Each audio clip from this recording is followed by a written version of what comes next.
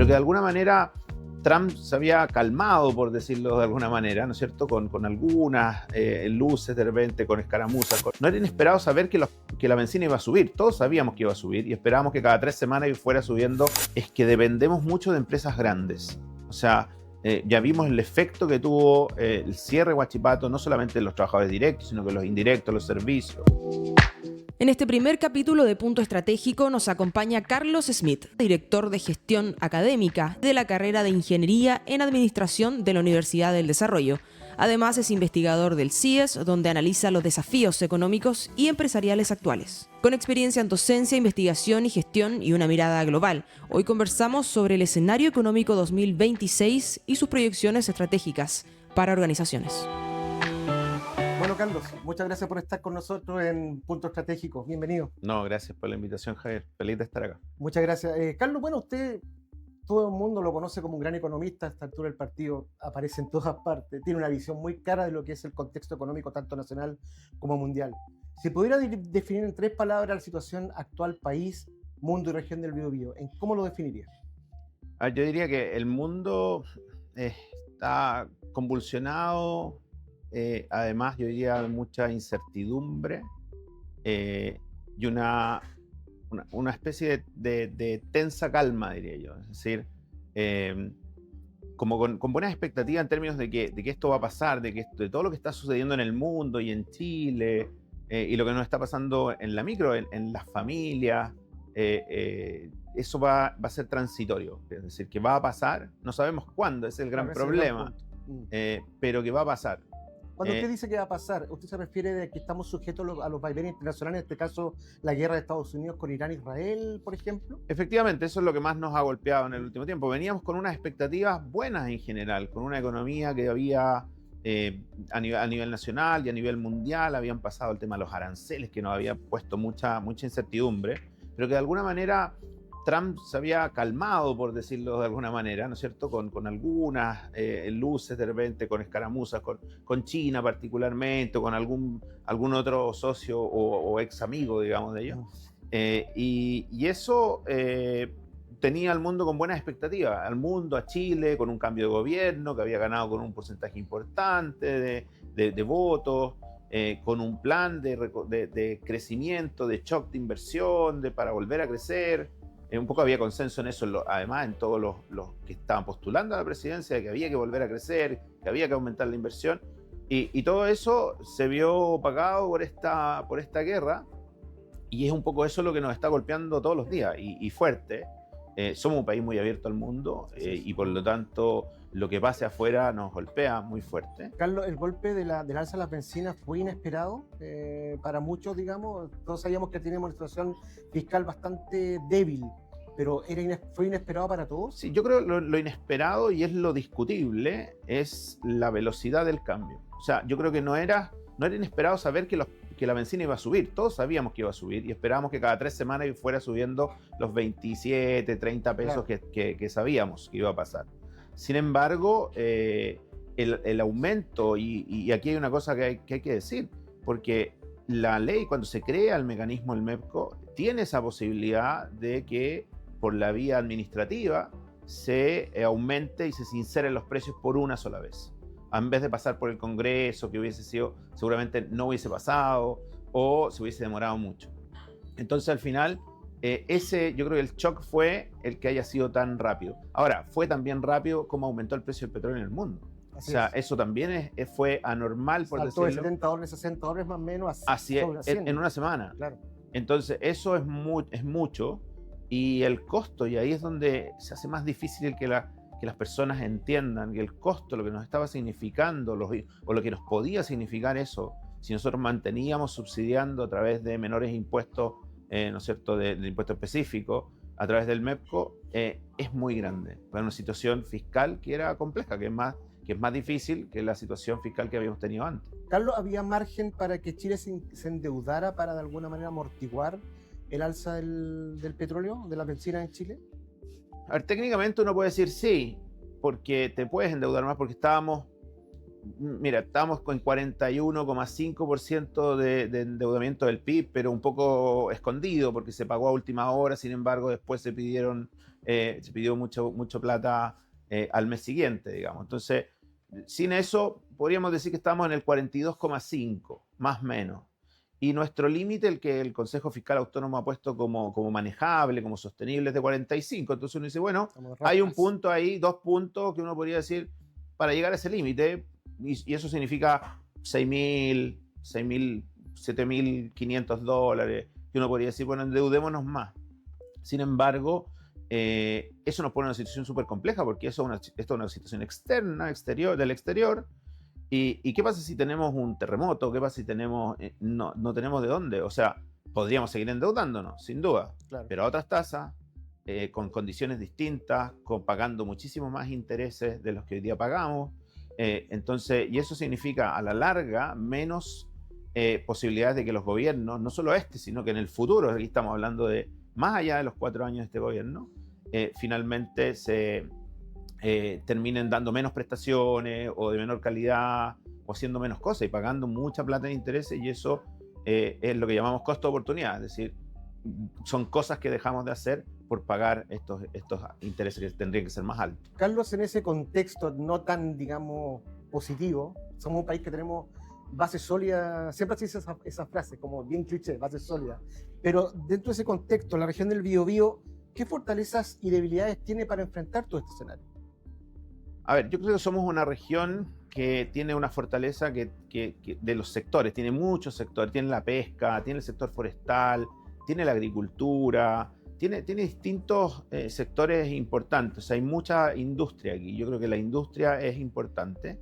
Sin embargo, la debilidad, y la vimos con Huachipato, es que dependemos mucho de empresas grandes, o sea, ya vimos el efecto que tuvo el cierre de Huachipato, no solamente en los trabajadores directos, sino que los indirectos, los servicios. Y nos puede hacer lo mismo con el sector forestal. Si alguna de esas empresas cerrara, el efecto es multiplicador, digamos, se multiplica por muchas personas y familias que verían perjudicado su trabajo. Lo mismo con la pesca, el cierre de una pesquera significa mucho empleo al final, indirectos o empleos, digamos, que de alguna manera viven de esta actividad. Directa o indirectamente. Entonces, tenemos ese problema, tenemos sí muy buen capital humano, tenemos un montón de universidades, el problema es que se nos van, o sea, les generamos poco incentivo para que se queden, efectivamente. ¿Cómo podemos retener ese capital acá?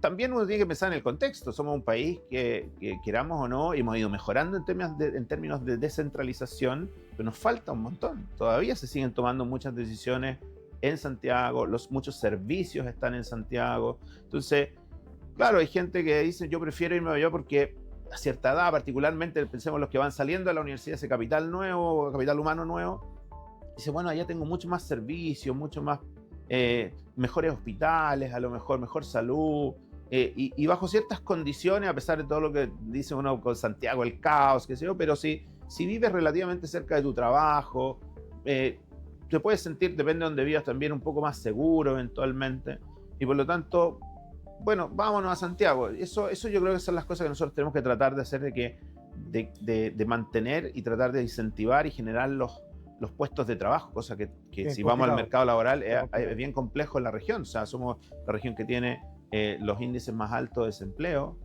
en mujeres también.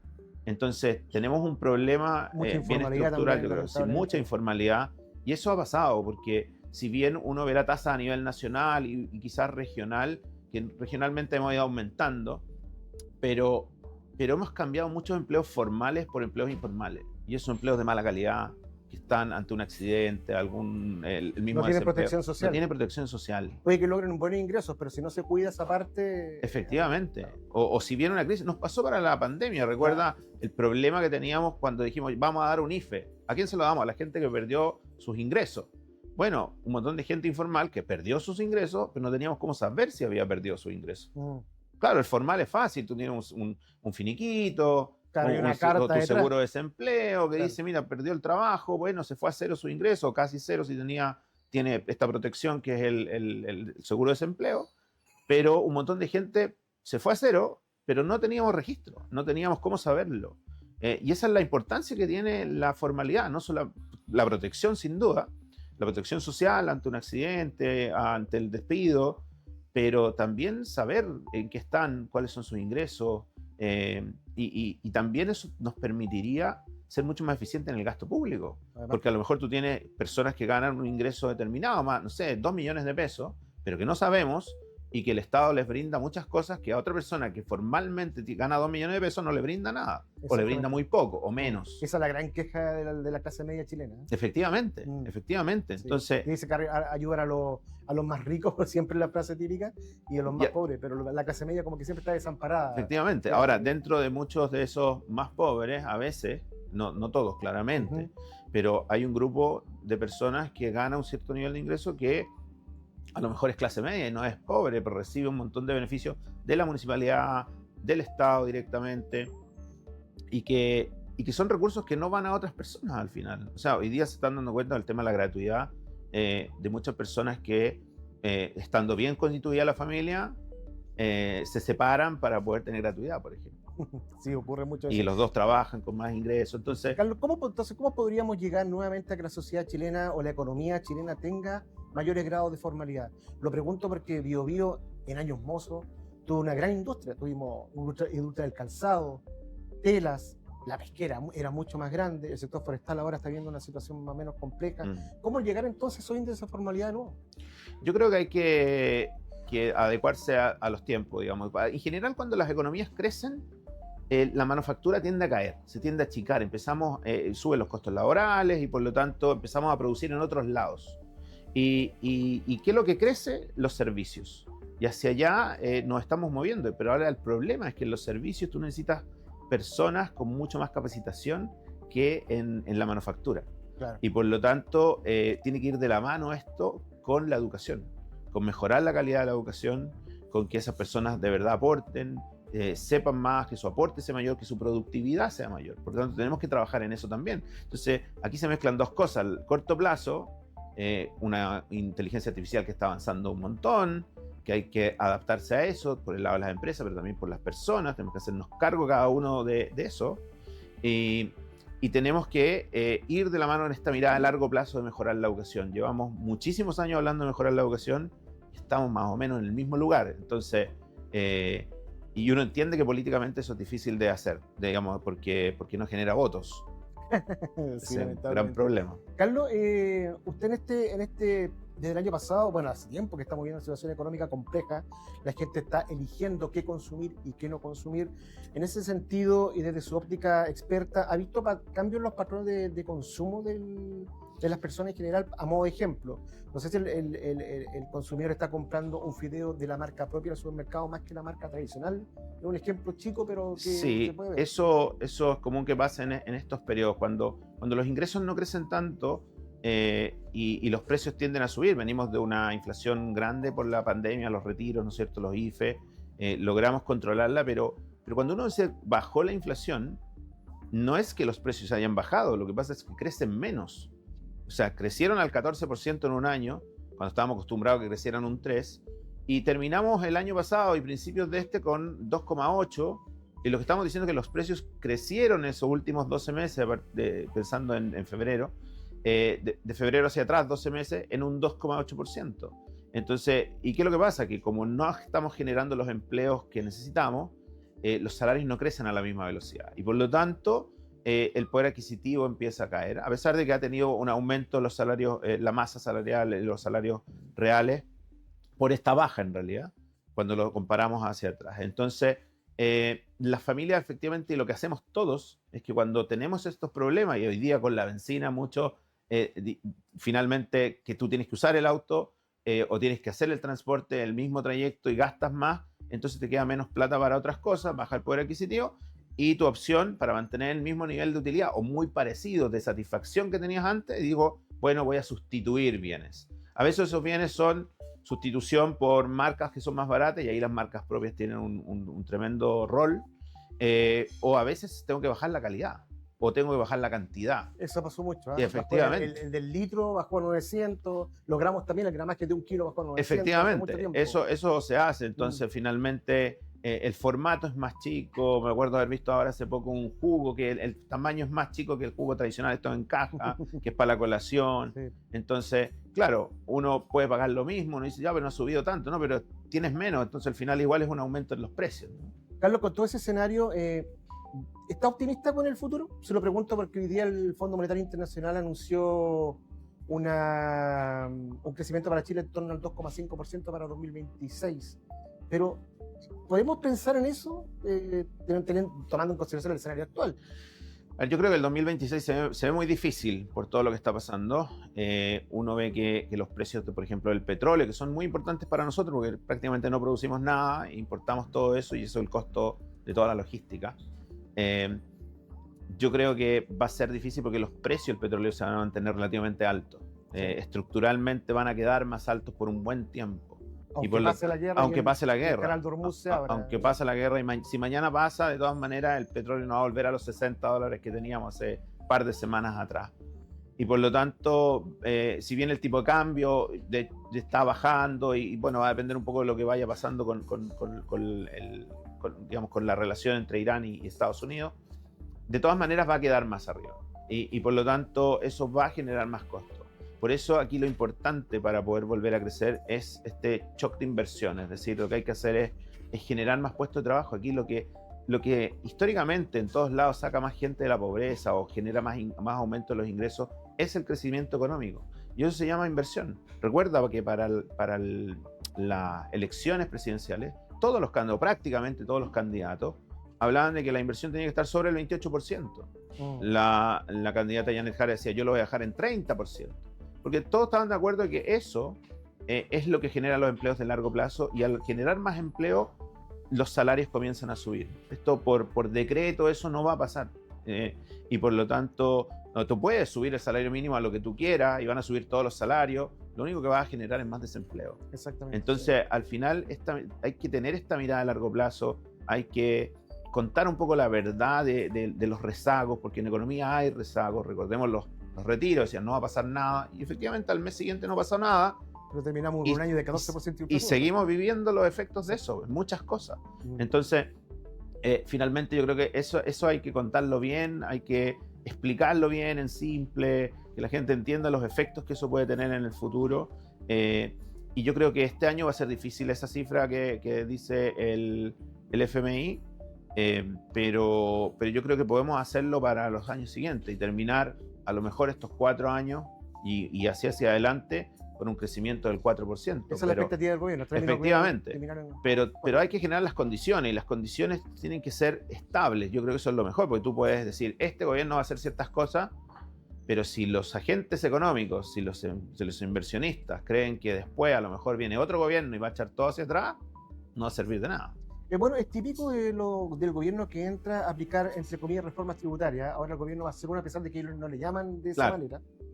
Le están buscando palabras distintas como para adornar un poco el tema con esta famosa ley miscelánea, que entre otras cosas apunta a reducir la rebaja tributaria, de 26 a 23% de forma gradual a las empresas. ¿Es un buen camino ese? ¿Es verdad que se podría generar mayores inversiones, mayor empleo? A ver, si uno piensa bien, cuando nosotros hicimos la reforma tributaria en Bachelet 2 y se aumentaron los tributos a las empresas, los países de la OECD que tanto miramos, que son países ricos, la gran mayoría que lo hacen bien, todos los países, si uno mira esa estadística, todos los países, mientras nosotros aumentaban los impuestos a las empresas, ellos lo bajaban. Eran los únicos que estábamos haciendo todo al revés. Y lo bajaban y vemos los crecimientos que han tenido, porque claro, no va a explicar solo la caída en los impuestos, si lo que tú dices es, bajemos los impuestos, pero para que se reinvierta. Eso no quiere decir que van a pagar menos los dueños de eso, porque finalmente si retiran utilidades o va a su global complementario, van a caer en el tramo seguramente del 40%. Y por lo tanto lo que queremos es que las empresas tengan más dinero para poder invertir más y generar más empleo. Esa es la idea. Ahora, esto tiene que ir, eso implica en el corto plazo una menor recaudación. Sí, obvio. Y claramente eso implica que, bueno, el Estado tiene menos recursos para hacer cosas. Y por eso lo que el gobierno plantea o va a plantear, ¿no es cierto?, es reducir los gastos, es decir, en programas que sean ineficientes, que estén mal evaluados, buscar un poco la grasa en lo que hacen las empresas también. Cuando están en problemas, recién empiezan a mirar a ver qué estoy haciendo mal. Cuando les va bien, cuando a todos nos va bien, cuando ganamos mucha plata porque el cobre estaba muy alto el año entre el 2002, 2009, 2008 más o menos, no nos importa mucho si estás gastando mal. ¿Por qué? Porque te estás llenando los bolsillos. Pero cuando de verdad tienes problemas, entonces empiezas a mirar dónde puedo hacerlo mejor. Y eso es un poco lo que estaban haciendo. Es una apuesta compleja, pero si funciona, yo creo que podemos lograr ese objetivo de crecer más. Eso es súper importante. Y también importante mirar también en el largo plazo, no solo en los próximos 4 años, 5 años, sino que hacer todos estos cambios estructurales que necesitamos para tener mejor capital humano, mayor productividad. Carlos, como para ir cerrando, el gobierno en plena campaña, o mejor dicho, el presidente Kast en plena campaña junto a su equipo económico, anunció que iban a ahorrar más o menos $6.000 millones al Estado de Chile. En todo lo que usted decía, en la grasa estatal, en programas mal ejecutados, pero esa meta es posible de alcanzar hoy en día con toda esta situación tan, entre comillas, dramática que estamos viviendo como país y el mundo. Sí, yo creo que, bueno, esta situación que estamos viviendo cambió el escenario claramente, porque hoy día, claro, subimos el precio de la benzina, pero el Estado a la par tuvo que empezar a entregar el subsidio, digamos, ayuda a los taxistas. La mantención del precio de la parafina nos cuesta plata, no es gratis. Mantener las tarifas de transporte público también. Si esto se alarga, eventualmente va a tener que quizás llegar directamente a las familias como una especie de IFE o bono, como queramos llamarlo. Entonces, claramente que el escenario cambió. Claramente el escenario cambió porque cuando también entra el gobierno se encuentra con una caja y con una situación fiscal, más que la caja. Un saldo de 46 millones. Claro, pero aún así con una situación fiscal un poco distinta a la que pensaban que tenían, por lo tanto también cambia. Entonces, claro, ese modelo de los 6.000 millones en 18 meses ya era difícil, hoy día bastante más difícil. A lo mejor cambia la gradualidad en cuándo hay que hacerlo. Pero es una cosa que tenemos que hacer. Yo creo que hay que mirarse y empezar a gastar bien. Yo creo que hay mucha ineficiencia. Si nos comparamos con Latinoamérica, somos los menos ineficientes.